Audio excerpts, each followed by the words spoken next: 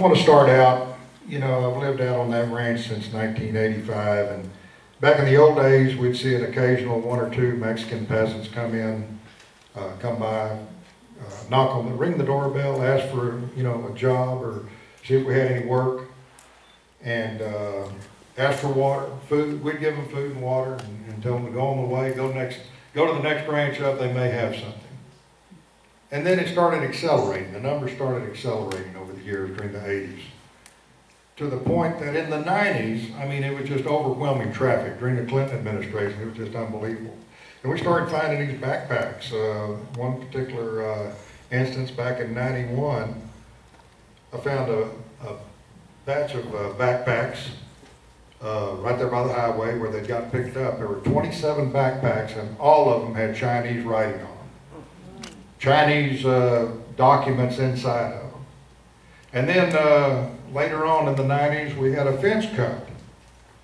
And I sent my ranch crew out there to fix the fence, and they brought back some money. And it wasn't American money, and it wasn't pesos from Mexico. It was Sudanese dinars. And then in '91, the first person we had to expire on our ranch was a person from Pakistan. That was the first death we had on our ranch. And over the years, this traffic started accelerating to the point that Linda and I would go out and try to keep from getting our fences cut and our water sources destroyed that Hugh mentioned, and try to find these groups or intercept them so they wouldn't damage our property anymore. And we'd hold them for the gun, for the Border Patrol. And some of these groups were huge. And during that period of time, during the 90s, we were talking to ourselves, we've got to do something. You know, we're losing our country here. How can our country sustain all of this traffic coming in here from all of these different countries? And look at the damage they're causing. To the point that one time on O'Reilly, I guess it was back in 2004, we saw Chris Simcox on there, and I said, man, we got to get that guy down here. And sure enough, he came. And we joined the Minutemen. And this is how it all got started to the point that we have now. We're Texas Border Volunteers. We realized back in 2006 that we needed to align ourselves with law enforcement because there were 3 or 4 other Minutemen groups out there, and the Border Patrol was confused, and everybody had their own agenda. And we aligned ourselves with law enforcement, and we have proven ourselves since then to the point that in a lot of situations, they depend on us. And to substantiate that, back in, it's been about 6 years ago, DPS and the Texas Rangers came to us. They realized that we've identified over probably close to 500 smuggling routes between Laredo, Texas, and the coast. And they gave us 20 cameras to put out on these, some of these trails to try to see if they had worked to identify this traffic coming through these trails. And these were glorified game cameras that would send a now image to the checkpoint, but also to the Border Command Center in Austin on the 3rd floor of the new DPS building. And right off the bat, I think the first 6 weeks we had about 900 hits on those cameras. We actually gave 5 of them to the Border Patrol, and they put them down on the river, and they got 4 of them stolen right off the bat. But the chief person that really was instrumental in making those cameras and that project work is sitting right there. Linda was the head person for this camera project. She developed a system for putting them up so the illegal aliens or the backpackers couldn't see them. She was great at that, but she was really great at identifying these trails. And they relied on her to put the batteries in them, maintain these cameras, take them down, change them out, to the point that just a year ago, they moved this camera situation into a better, more streamlined program where they purchased 400 cameras, worked a program, partnership with the Border Patrol. Now the Border Patrol put them out and maintenance and service these cameras. And they've even gone to probably, I think, just to hear about 6 or 8 months ago, our ag commissioner, Todd Staples, donated more money for more cameras to be bought. They think they bought 200 more cameras. I think they probably have 1,000 cameras now. The problem is this: the camera system works, but back in October, about a year and a half ago, I guess, President Obama, the Obama regime, cut the Border Patrol's budget. Imagine that. And even here recently, the budget has even been cut more so.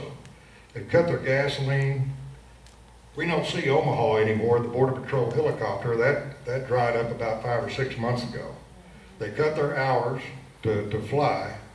And with that, it's probably 40 minutes from McAllen to Falfurrias, and then 40 minutes back. Well, that's almost an hour and a half of flying time, not trying to intercept the traffic that we report or that the Border Patrol intercepts. And so we don't see them. They're not flying there anymore. They're flying the river. And that's just one instance of where he's cut their budget. He's cut their overtime. At night, the night crews and the brush crews are cut back. The overtime's cut back. And the gas allowance is cut back. Their vehicles are parked. You can see in this movie that just came out here recently, They Come to America Too, they mention a couple hundred Border Patrol vehicles parked in Arizona. Well, there's a reason for that. There's no gasoline to run them and no people or boots on the ground to drive them. And that's a fact. One of the, what we have to depend on now, back to the helicopters, we depend on DPS air support or the National Guard or we don't get it.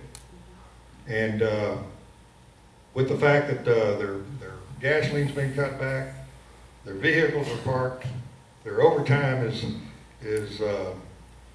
been cut back, there's a good chance that when we report criminal activity on private property during our ops, we may not get Border Patrol response. And it's not because they don't want to do it, it's because they haven't got the resources on hand to do it. And one of the things I asked some of our agents just a couple of days ago, in particular some of our supervisors, what's the #1 thing that you need right now to be able to contain all this increase in traffic? It's just overwhelming, not only Berks County, but all the other counties between Laredo and the coast as well. And he said, boots on the ground. Without boots on the ground, you know, we don't need gasoline, we don't need extra vehicles, boots on the ground. And here again, our president, back in, I guess it was a year and a half ago, October, came to El Paso and said, oh, you know, the border is more secure than ever before. They want a fence. They want a moat. They want alligators in the moat. But I have the Border Patrol statistics for that 5-day period that he made that statement. During that 5-day period, the week that he made that statement, there were over 5,000 illegal aliens apprehended between Brownsville, Texas and El Paso, Texas, over 1,500 in the El Paso sector. And that's not to mention the tons of marijuana, methamphetamine, and cocaine that was confiscated as well. He's a liar.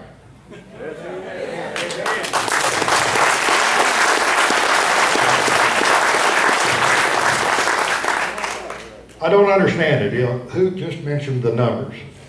And our Border Patrol sector is being overrun. And we're the ones that are feeling it. And there's some things that are contributing to that besides the fact that he's cut their budget. He's also cut the budget for the DOIJ. I call it the Department of Injustice.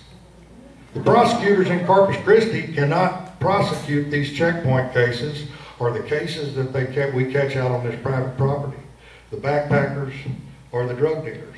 So it's selected prosecution and selective law enforcement. What they've designed, any amount of dope under 220 pounds or anybody caught with 5 illegal aliens or less, they just let them go. They're not prosecuted. And what they've done recently, they've turned those cases over to the Berks County DA. But we don't have any money, and those are federal cases. So all of these criminal cases are not being prosecuted because the federal government is not providing the funding for it, and they're also not providing funding for the local jurisdictions to prosecute them as well. So consequently, what's happening, all of these gangs from all over the country, Dallas, Houston, you name it, out of state. They're coming to Brooks County, Texas, and other adjacent counties to capitalize on this situation, to be able to get involved with this lucrative human smuggling and drug smuggling.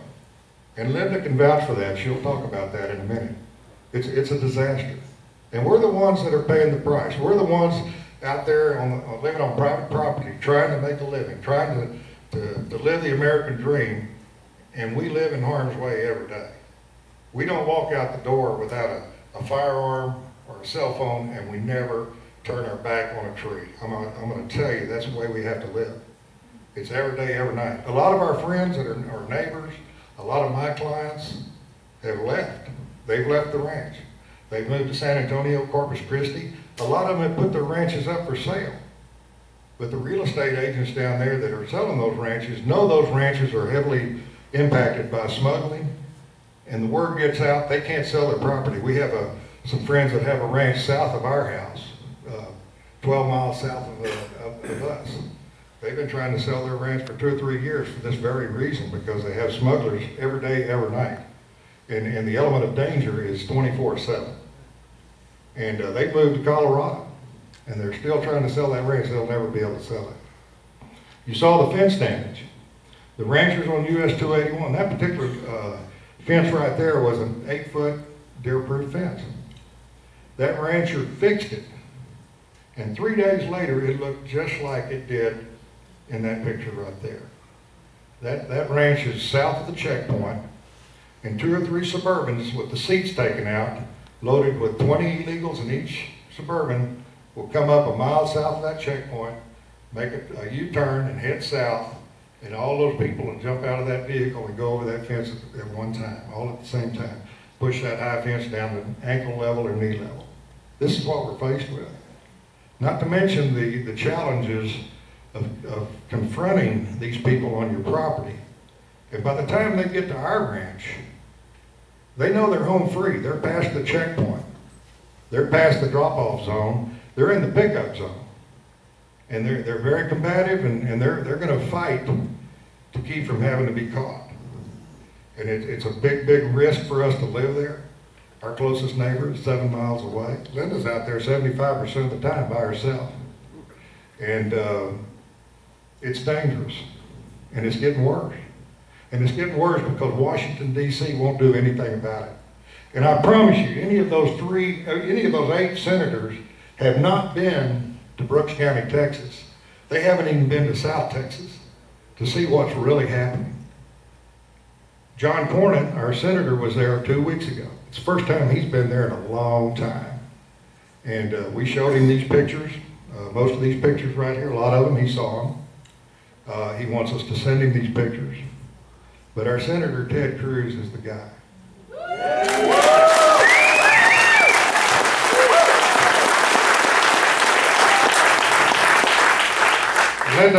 Linda corresponds with his office and his people just about on a daily basis. He calls her at least once a week and wants an update.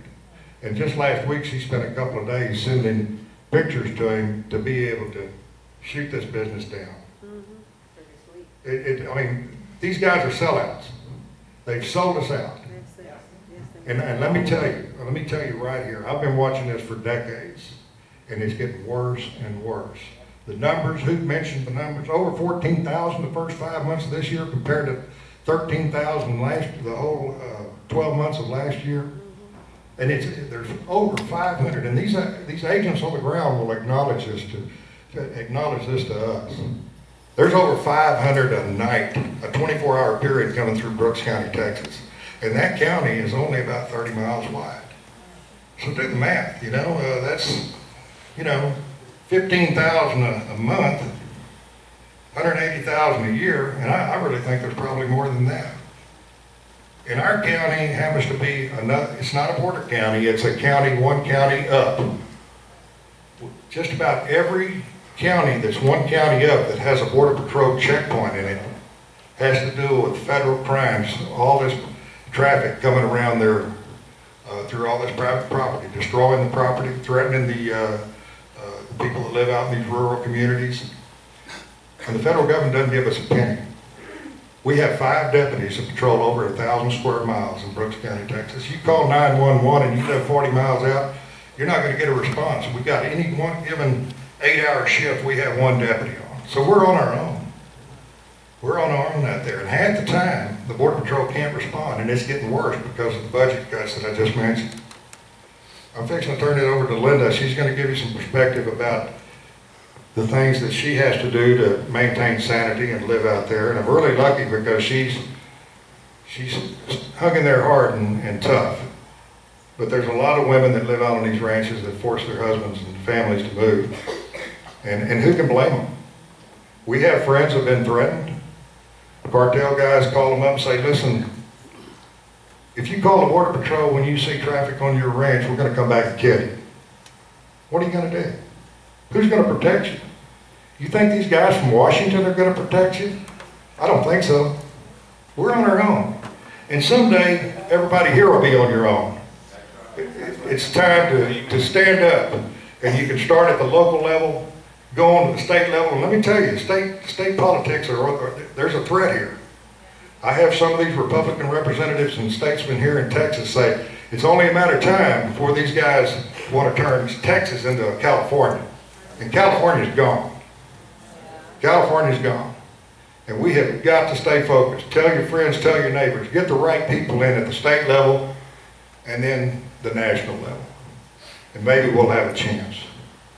I'm going to go ahead and let Linda speak. So she's got a lot of interesting stories. She's a tough lady.